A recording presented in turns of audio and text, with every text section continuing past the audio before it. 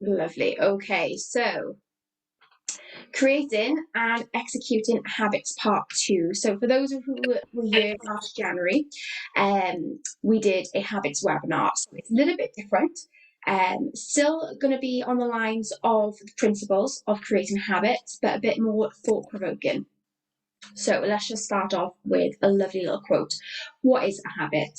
A habit is a routine of behavior that is repeated regularly and tends to occur subconsciously. American Journal defined the habit from the standpoint of psychology as more or less fixed way of thinking, willing or feeling acquired through previous repetition of mental experience. Now, I love that because, as I always say, you can't rely on motivation. We need to create these habits. Probably thinking, well, how did I create the habit in the first place? Because I got no motivation. So it's about setting up that routine for success, what we're going to cover over in tonight's webinar. So as I just said, why are habits important? So they remove the need for motivation. They say it takes 66 days or thereabouts to create a solid habit. Once you've done something for 66 days straight without breaking that streak, technically, we should be able to do it without thinking. Automatic, walking into a dark room and turning on the light switch. So remove that need to think. You just do it automatically. So, a few things we're going to go over tonight will be your identity. So question yourself, are you falling victim to your identity? Who is your identity? Who do you want your identity to become? Now, what this means, prior to starting with me, or you might even still think like this, you used to be that person who was out every Saturday night. You used to be that person who would take the donuts in, to work on a Friday. Who did you used to be? Maybe you're still a little bit like them at the moment, but who do you want that person to become? Okay, so have a little think. I'll give you about 30 seconds. So for me, before I kind of got into my strength training, I was always that runner. Before that, I was always that horsey girl. That was my identity because I wanted that to be my identity. Some of you might think your identity was, as I said, it could be drinking every Saturday night. Just have a little think about who your identity used to be and who do you want your identity to become. Okay?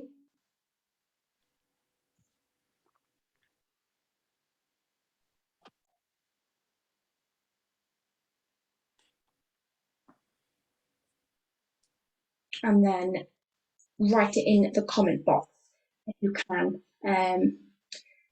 Who were you? Who do you want to be?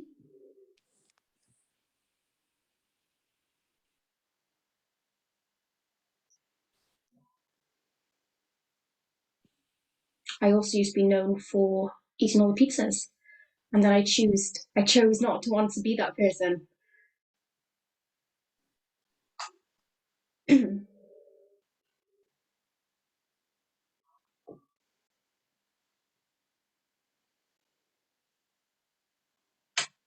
You might still be this person, and that is okay. But you might not want to be this person.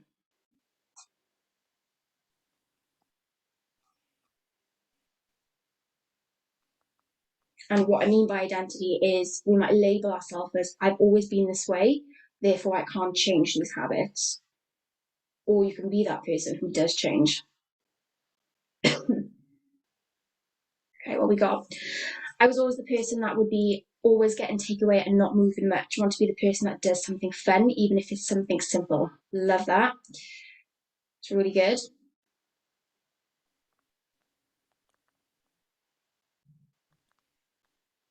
Just give you a few more seconds. Quite deep questions. I was the busy mum who does everything. You still are, aren't you, Leanne? I was also the feeder. I'm still both of these, but I've adapted. I'm now a feeder, but make healthier choices. I'm now also someone who doesn't say yes to everything. Love that. And I always say no. It is a form of self-care. Those are really, really good. Awesome. Okay, I'll just move on. How to change your identity. You've probably all heard the saying, you're under no obligation to be who you were 5 minutes ago. If you want to decide to change a habit, take a stand. Decide right now. You don't want to be that person who has a takeaway every Saturday night. You don't have to be. Decide right now. If you don't want to be the yes person, decide right now. What did Danielle say? Going out drinking every weekend, drinking endless amounts, and last one out. I still am. I want to be that fun person, but more mindful about making about the amount I'm drinking and not ruining the progress I've made throughout the week from one night out. Love it. That's awesome.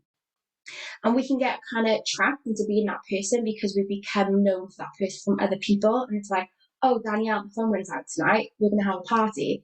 Or, oh, Lottie will always have a Chinese or a takeaway. Or Liam will do it. She'll always pick that up. And we become known as that person. And I think we kind of let ourselves get walked over sometimes. But knowing who we are, just by knowing, we can change that person. Okay, so beliefs, very similar. Change your beliefs about yourself. You might still have these limiting thoughts about yourself. You know, what lens are you looking through? Your thoughts create your feelings. You know, so if you're saying to yourself, I can't do this, I'll fail, you won't even try. You know, you won't even get off the settee to give that a go. So it's having those beliefs about yourself and about you once were. Okay, so track your habits.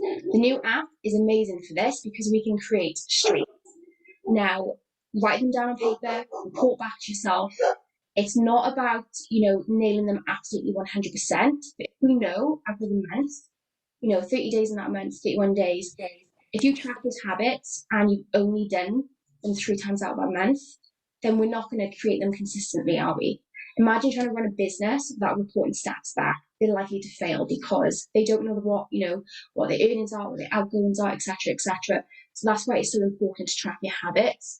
Now, in your app, I can see a month view of your habits, exactly how many days you've done them. So be honest when you're tracking those habits. If you want more habits on there, let me know. Tracking habits makes it powerful because we are staying accountable to those actions. By not turning up or not marking them off, we're not creating that habit. So it enforces it by having to tick it off. Okay, any questions so far? Are we good? We are good. Fabulous. Awesome. So, for those of you who have read or listened to Atomic Habits, you will remember this. So, James Cleary, if you've not read his book, not listened to his audio, please do so. I'll send the link after this. He describes that there are 4 stages of habits. You have the cue, the craving, the response, the reward. As an example, you smell a donut shop as you walk down the street near your office.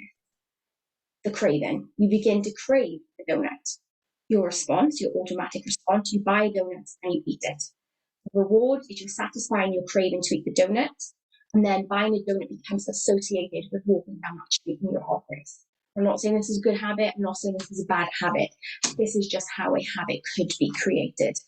So if we look at that in a bit more detail, how to create a good habit. So let's think about tracking your food, for instance. First law, the cue. So we need to make it obvious. The second law, make it attractive, so the craving. The third law, response, so make it easy. And then the fourth law, the reward, making it satisfying. So, bit of a challenge for you. I'm going to give you about 60 seconds. What I want you to do is write in the comment box, how would you make tracking your calories obvious, attractive, easy, and satisfying? Okay, so have a little think. If you struggle to do MyFitnessPal, or think about what you currently do at the moment. How do you, let's go back. How do you make tracking obvious for yourself?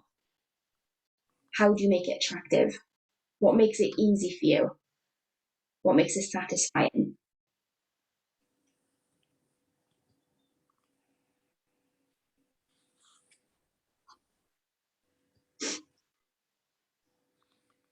And then after you've done that, what I want you to have a little think about, you might not have any habits you struggle with, you might do.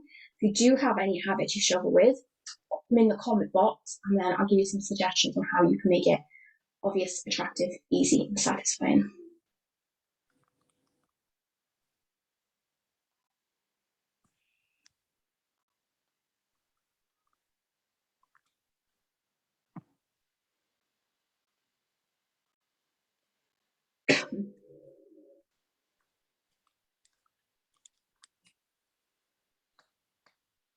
might find this hard, you might find this easy, but either way, we're going to talk through anyway.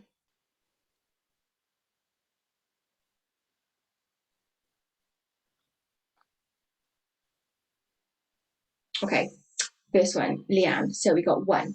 So use MyFitnessPal. 2, easy. I plan my intake at the start of each day. Lovely.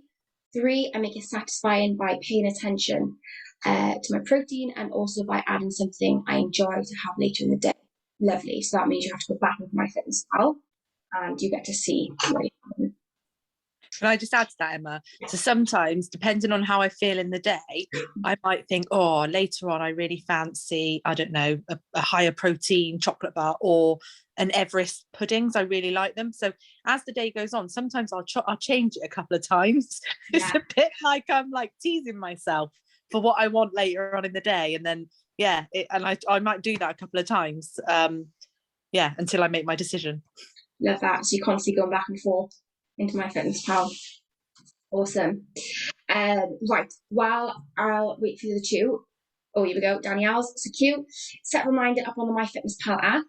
Lovely. Let me know how you do that in a second after I've finished reading them out. Attractive, getting a streak on MyFitnessPal, having everything tracked for the week makes me feel organised. Easy, track as I go along, track for the next week ahead, satisfying, see results and have my week planned ahead and be able to add in, remove as I needed. Hard work done at the start. How do you set up reminders, Dan? Is that on the app? Yeah, I'll have to screenshot it for you later. It's in settings. It just like pops up on your phone like you haven't tracked your breakfast, you haven't tracked your lunch, like that. I don't know if it's just on the iPhone or not, but I find it reminds me to it. Yeah, do screen recording if you can. That'll be really useful. Yeah. Awesome. Lovely. So, here we go. Lots just come through. Use MyFitnessPal and notifications. Plan what I am eating.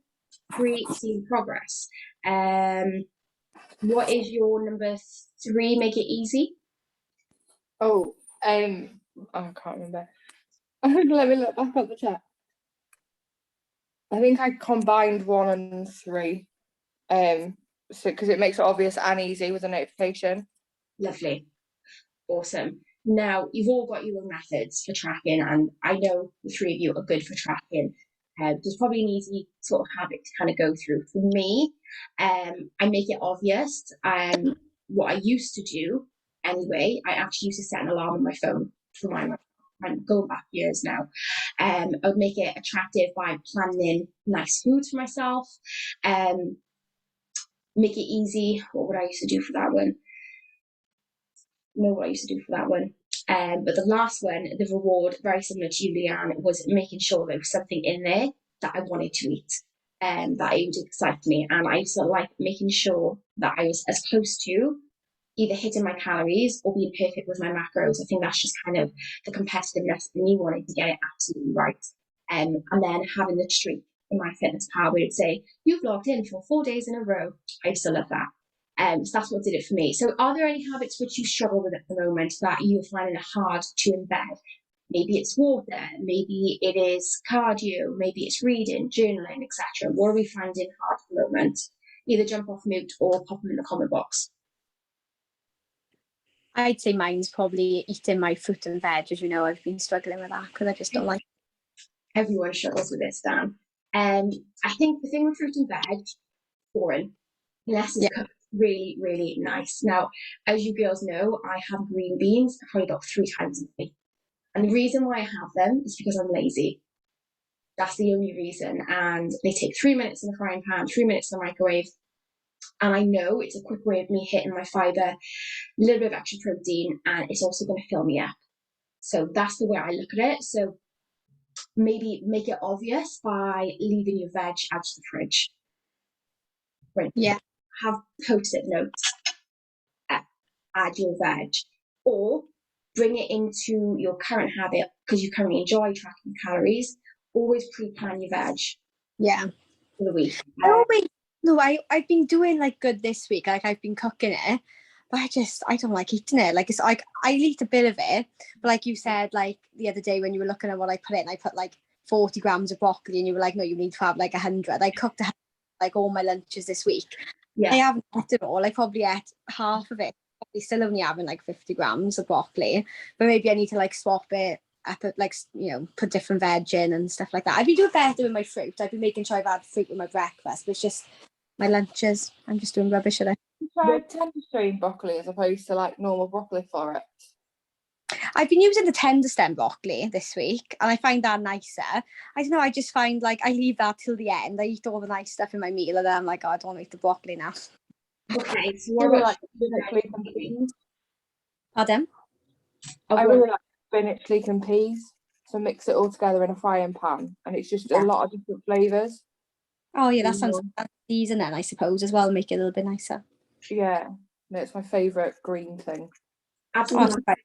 Do Danielle is I really like with veg in particular, rather I don't know how you cook your broccoli, but I often do mine in the oven. Yeah. I find it tastes so much better rather than boiling it. It's just yeah. And onion salt as a seasoning. I love onion salt, or putting some chili flakes on things. I could try the onion. Yeah, onion salt it's slightly sweet because of the onion. And then use your chili, and then it could be sometimes that you fiddle with the order that you eat stuff on your plate. So you've just said that you leave the broccoli till last. Why not start with the broccoli and finish that first? Try doing that. Do you like tin tomatoes, Dan? Tin tomatoes? Yeah. So that is another quick way of getting your veg in. So I will always have my tin tomatoes, my green beans, or my medley. They'll be in the tin tomato mixture, so they taste a little bit different. Add some garlic, add some cumin, some chili flakes. You basically I didn't think that. having a curry with every meal. That's how I see it. What I tend to do then is either swap it out with potatoes, noodles, or rice, like the kind of the package, should we say. Play around with it, I think. Try and find it, like you said, more attractive. Yeah, exactly. And if you don't enjoy broccoli, don't eat it. Eat something you I do enjoy it, but like it's just with certain things. Like if I have like a cooked dinner, I love veg. I eat sprouts, carrots, broccoli. I love it. But then when I'm having like pasta bake, I'm like, oh, I don't really want broccoli on the side and stuff like that. If you know what I mean. Not put it. Yeah, I do fill it with like loads of mushrooms, onions, and obviously like tin tomatoes. I didn't think of tin tomatoes as being one of them, to be fair. Maybe 5 a day. Yeah. But no, I think I need to switch it up a little bit. Yeah, I think you need to make it attractive. Yeah. Definitely. Anyone else struggling with a habit that they want to kind of improve on, or maybe they want some input? What have we got? Mine is getting up earlier again. In the spring and summer, I nail it. I love it. But in the winter, I'm like two different people.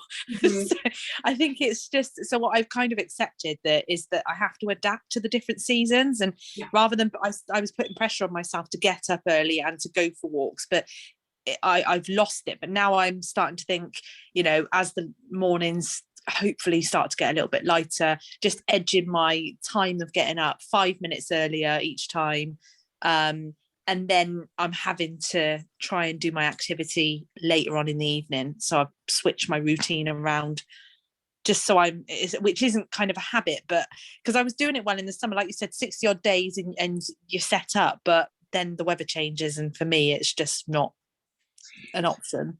It is harder. I guess what you think about is, what can you do to make it attractive? You know, you don't have to get up that whole hour earlier.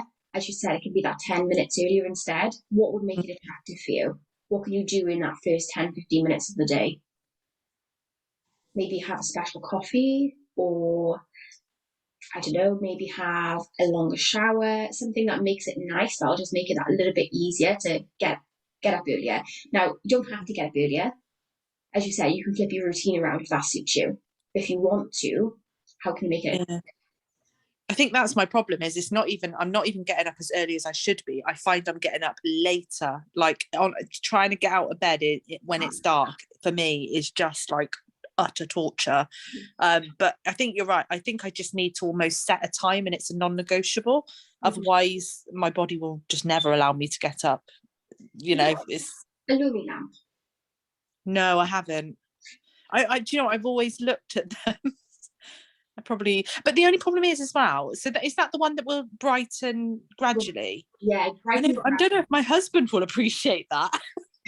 So I've never actually woken up to gradualness, because at the same time, when it hits the peak of the sunrise, the lamp again its brightest, and alarm will go off at the same time. So that's I suppose you don't wake up to the gradualness, you wake up to the brightest part. But I think what tends to happen is obviously when we're sleeping subconsciously, our eyes are adjusting behind the scenes, but then the alarm goes off and it's still your normal alarm that goes off. So it might be worth a go. I'll have a chat with the husband and see what he says. How do you feel about me lighting the room up earlier each morning? Oh, yeah, have a think about that. As I said, you don't have to get up earlier, but just focus on getting up on time. Making that the non-negotiable. Cool. Lots. Anything that you want to work on? I know you're still very new to your journey at the minute. Is anything you're struggling with? No, just kind of similar with a light, like getting steps in. Especially like I'm lucky at the minute where I'm working, but at home there's no street lights. And I don't know if you've got dogs as well, but there's a lot of bugs going around, so I can't even take the dogs to the beach. Yeah. Kind of, I don't know, it almost kills two birds in one stone, getting the steps in and taking the dogs out. But at the minute I'm having to walk the dogs where it's darker and no street lights, and then potentially go out on my own to get the steps in. But I'm away and it's all lit around here at the minute, but it'll just be easier when it's lighter. When you're home, is the struggle getting those steps? Is that what the issue is? Yeah, so at home I live in a village and it's like there's about 3 street lights in the whole place and it's really dark. Yeah. I'm a bit of a wimp. Okay, so 2 things we can do. Either get more steps in the weekday, so when you go home it's less to get in, so those little walks you do with the dogs will add up. And then alternatively, march on the spot. So in the Facebook group, there's actually a few live videos of me marching on the spot with you girls, just to get those steps in. Alternatively, if you don't want to look at my mug, if you type into YouTube, Step with Rick, he's a bit more motivating and a bit more upbeat. And you can get some steps in with Rick. Appreciate the dogs are not going to have a super long walk, but it's another way of you getting the steps in without having to leave the house and you have to worry about no lights. Yeah, I've done that a few times, just kind of pace around the house. But the dogs, they're only little anyway, so they don't really want to go out in the cold either. One of them will just turn around. Yeah, there we go then. Get your steps in with Rick on YouTube. He'll make it so much more fun. Yeah. I used to do what I used to call the kitchen catwalk. So I used to walk up and down my kitchen, up and down. Yeah, like felt like Kate Moss for a second. We're in a bungalow, so it's not even like I could go like round the house. It's only like 3 rooms, so it's not a lot of scenery difference. As I said, Step with Rick, he does it in Dubai, and it's a lot nicer view to look at. So that should make it a bit more attractive, and he's nice to look at as well, so that makes it attractive. Even better. Exactly. Awesome. Okay, moving on to the next slide. So, how to break a habit. And I'm not saying how to break a bad habit, because yes, we do some things which don't serve our goals, but not everything is bad. So exactly the same, so same laws, but the opposite. So law 1 was make it obvious. So if you struggle with the biscuits, maybe the leftover Christmas stuff that's in the house, make it invisible. Now, I'm not saying you can't eat them. I'm just saying if you struggle, maybe just put them in the cupboard rather than leaving them out on the table. There was a scientific study that was done where people were more likely to eat what was on show. So if the chocolate was on show, they would eat it. If the chocolate was hidden and fruit was on show, they're more likely to eat the fruit. It's not even a case that they're hungry. They just see something that looks appealing, so they're likely to eat it. Maybe the chocolate's in the food. Make it unattractive. Maybe set yourself a little bit of a rule. Every time you have a chocolate, you've got to do 10 burpees. Now, I'm not for punishment. If you don't like burpees, it's just kind of a funny way to, not get that chocolate in and make that deal with yourself. Make it difficult. Put the chocolate on the top of the cupboards. I don't know about you, but my kitchen cupboards kind of have a space from the top cupboard to the ceiling. and I put stuff on there, like Easter eggs, and if I want it, I have to climb up onto the counter and it hurts my knees. So that makes it difficult. And then make it unsatisfying. So what could that be? Again, that could be a case that you have to do a forfeit of having to buy people in the office chocolate for the rest of the week. Make it unsatisfying. So think of creative ways to break those habits. So if there's anything that you do at the moment that you want to break, check yourself off mute and we'll have a little brainstorm to see what we could do to break that habit. Just give me a little 30 seconds to think.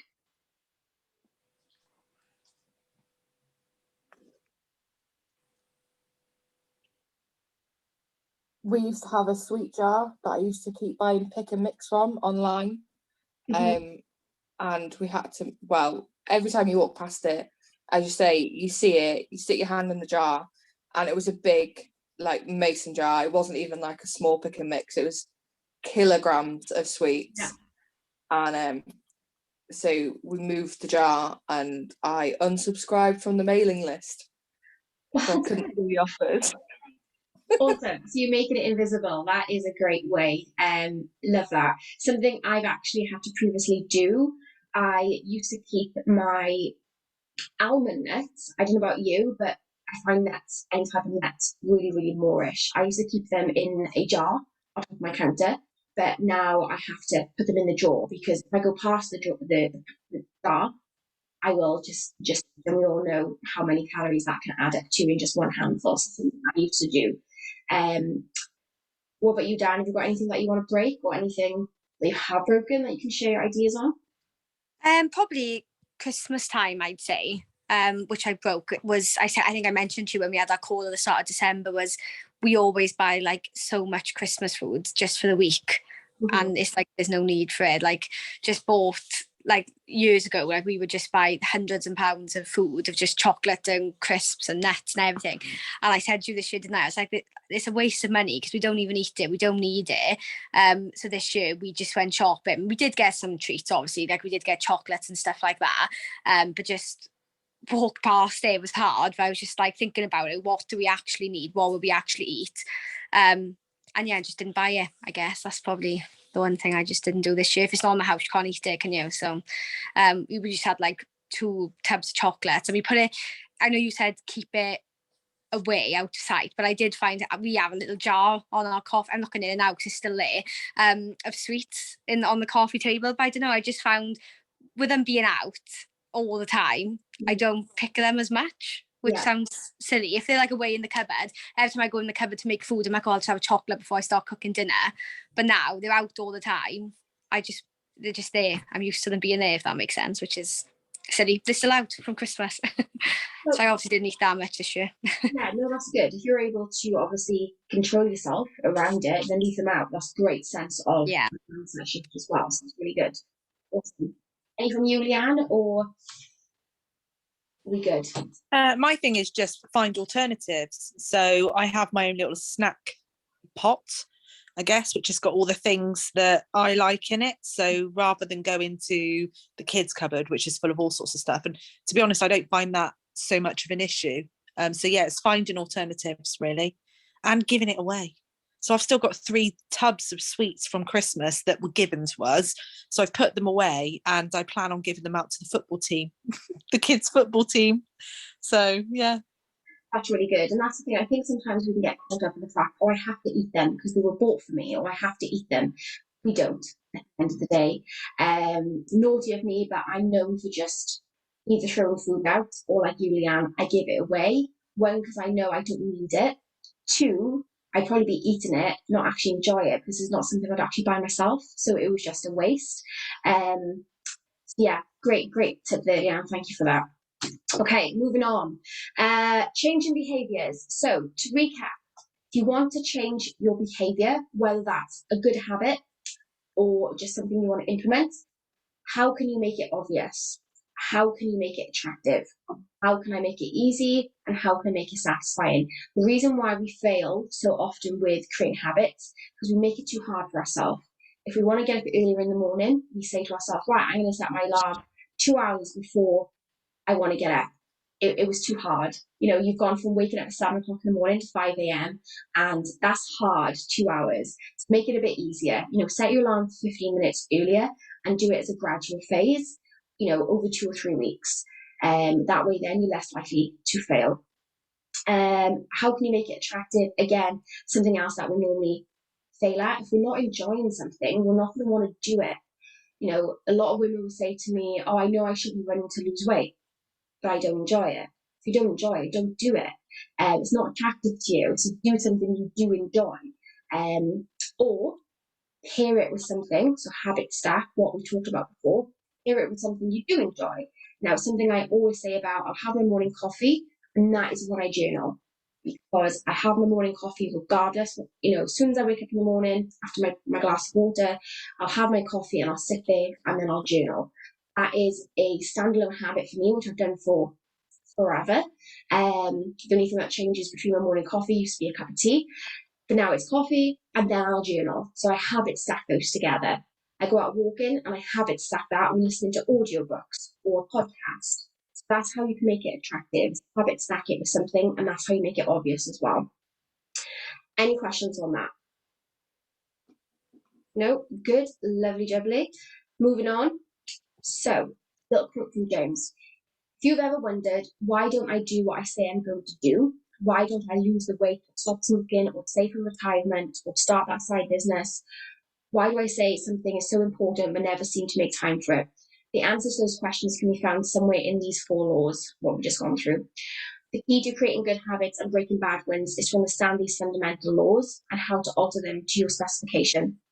Every goal is doomed to fail if it goes against the grain of human nature. And that is why we have to make it obvious, attractive, easy, and satisfying. So, as always, things to factor in. It takes time to create new habits. As I said, a habit is not established overnight. It can take up to 66 days, and that is if we're consistently doing it. You know, do one habit at a time. Don't try and change too many things at once. Do that 1%. And as always, communicate for support. I did this last week with the goal setting one, but it's still very appropriate. You know, our expectation of anything when it comes to change and getting results, you know, habits including, we expect it to be super easy. In reality, there's going to be, you know, peaks where we nail it, and then maybe the day after we sleep in, or maybe we forget to track calories, and it's just about being okay with that. But in time, you know, we're eventually going to nail that consistently. Now, if you haven't watched the previous habit setting webinar, suggest doing so sometime this week, and then applying this on top of it. Any questions on habits or anything you just want to talk about in general? Will be all good. So what were the 4 laws? Do we remember? Make it easy. Yeah. Attractive. Yeah. Got a lot. What have you got? Oh, you're on mute. Satisfying. Make it satisfying. There's one more. Make it obvious. Well done. Nailed it, girls. Awesome. That is it for the end of the webinar. Hope you enjoyed. As I said, try and make time to watch the other one. Even if you attended it, it'd be good to go back and recap. But yeah. Any questions? Are we good? Fabulous. Let's start implementing. Yeah, no, it was good. Thank you, Emma. You're welcome. Let's start implementing the 4 laws, and I shall speak to you ladies later. Bye. Thank you. Bye.